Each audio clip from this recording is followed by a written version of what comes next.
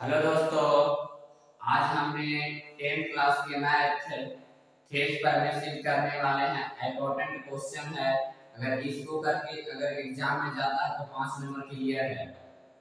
थेस पर में आज हम 10th क्लास मैसेज करने वाले हैं।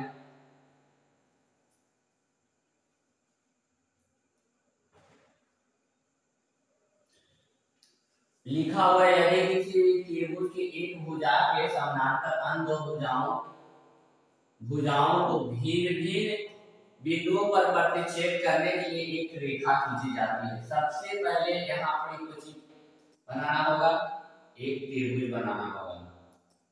एक हमने त्रिभुज को बना दिया।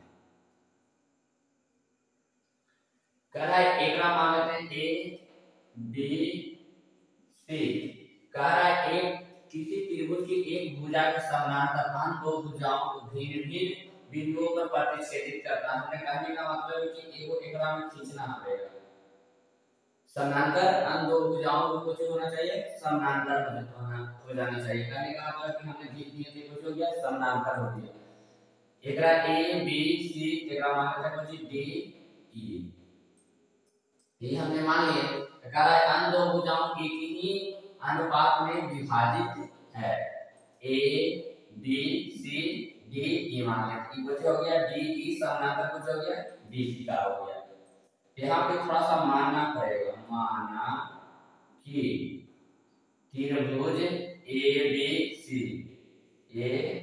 बी सी में हमने समानांतर किसको किए, डी ई समानांतर कुछ बी सी। यहाँ पे लिखना पड़ेगा कुछ डी ई समानांतर कुछ बी सी।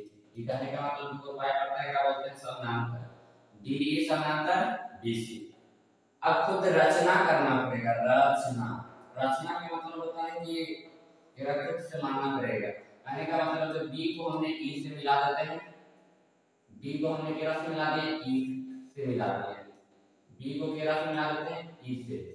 यहाँ पे लिखना पड़ेगा बी को ई से और डी को हमने मिला देते हैं सी से। यहाँ पे कुछ होगा डी को सी से मिलाने पर हमने यहाँ पे कुछ समानांतर करवा के बाद में हमने रचना की, बी को ई से मिला दी और डी को सी से मिला दी। अब कुछ लम डालना पड़ेगा। यहाँ हमने लम डाल देते हैं, लम डाल देते हैं। लम डालते हैं कुछ एक मान लेते हैं एम।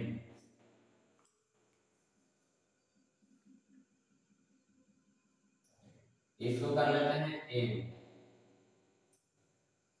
इस पर हमने लम डाल दिए, इसको एम है, इसको कुछ ये हमने लम डाला। अब एक काम करना पड़ेगा, कुछ लिखना पड़ेगा कुछ एक करेंगे तो कितना होगा, लम डालें कुछ ई से एम में लम डालें तो एक कुछ होगा ई एम अलम कुछ हो जाएगा, ए भी हो जाएगा। कहने का मतलब आधार ई हो जाएगा। यहाँ पे करना पड़ेगा कुछ ई एम अलम किस पर डालें, ए बी पर। यहाँ पे कुछ होगा ए बी तथा कर देते हैं, तथा ई एम लम डालें ए बी पर। अभी यहाँ पे लिख देते हैं और डी एन लम डाले हैं ए सी पर। यहाँ पे कुछ होगा डी एन लम कुछ हो जाएगा ए सी। एक का मतलब होता है लम, उल्टा है। अब इसमें प्रूफ करना है कुछ, कहने का मतलब पीटी प्रूफ हमको करना है कुछ ए डी बटा कुछ डी बी। ए डी बटा नीचे कुछ होगा डी बी। अब बराबर ए ई बटा कुछ ई सी। ए ई बटा नीचे कुछ होगा ई सी। ये हमारा कुछ करना है, पीटी मतलब प्रूफ डेट होता है, हमको ये प्रूफ करना है। आगे हम चलते हैं, हमको प्रूफ करके ये लाना है। अब एकरा में काम करना पड़ेगा कुछ, हमने प्रश्न से चलते हैं। अब एकरा में चलना पड़ेगा बड़ा त्रिभुज में से ए बी सी। यहाँ यहाँ पे लिखना पड़ेगा त्रिभुज ए बी सी और ए बी सी चले और बाद में त्रिभुज ले लेते हैं ई वाला, इसका ऊंचाई लेना पड़ेगा। देखो डी ई बी, त्रिभुज डी ई बी से यहाँ पे लिखना पड़ेगा कुछ त्रिभुज ए बी सी का क्षेत्रफल बट त्रिभुज डी ई बी का क्षेत्रफल। तो त्रिभुज का क्षेत्रफल कुछ होगा 1/2 आधार गुना ऊंचाई, बट 1/2 एक तो होगा त्रिभुज का क्षेत्रफल 1/2 आधार गुना कितना हो जाएगा ऊंचाई। आगे क्रम देखना पड़ेगा 1/2 10 की 10 आधार हमारा कौन होगा। तो हमने चल रहे हैं ए बी सी में, यह ए बी सी में। अब एकरा में आगे त्रिभुज चले डी ई बी में चले। तो एकरा में लंब कोण वाला आधार हमारा कहने का मतलब ई लेंगे तो इसका हमारा कुछ हो जाएगा ऊंचाई हो जाएगा, ऊंचाई हमारा सेम रहेगा। लेकिन लंब कुछ होगा ए डी और गुना ऊंचाई तो हमारा सेम होगा ई एम है ऊंचाई, अगर ई ऊंचाई तो ये हमारा कुछ होगा आधार होगा, तो ये कुछ होगा ई एम बट 1/2 10 की 10 रहेगा। इसी में आधार के कौन वाला हो जाएगा आधार, जब ए डी था तभी बचेगा डी वी और गुना इसका ऊंचाई तो सेम रहेगा ना ई एम 10 की 10 1/2 से ई खत्म, ई से ई खत्म, हमारा बच गया कितना ए डी अब हटा नीचे बचा कितना डी। समीकरण नंबर फर्स्ट आ गया। अब हमने चलते हैं त्रिभुज कोण से ए बी सी, अब त्रिभुज हमने ई वाला लेते हैं, इस साइड वाला लिखना पड़ेगा कुछ त्रिभुज ए बी, पुनः का मतलब दोबारा होता है, दोबारा पुनः त्रिभुज ए बी सी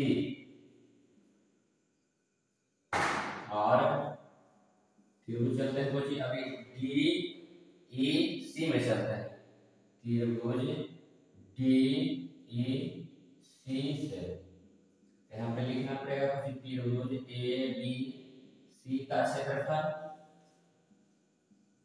बट नीचे कुछ होगा त्रिभुज डी ई सी का क्षेत्रफल। तो त्रिभुज का क्षेत्रफल कुछ 1/2 आधार गुना ऊंचाई, बट के दोनों होगा 1/2 आधार गुना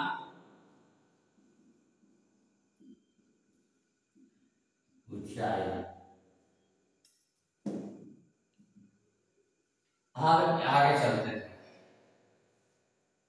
1/2 गुना आधार, तो अभी हम इन्हें ले लिए हैं तो हमारा आधार अभी ऊंचाई हमारा ई में हो जाएगा, हमारा ऊंचाई में होगा तो हमारा आधार ई साइड में हो जाएगा।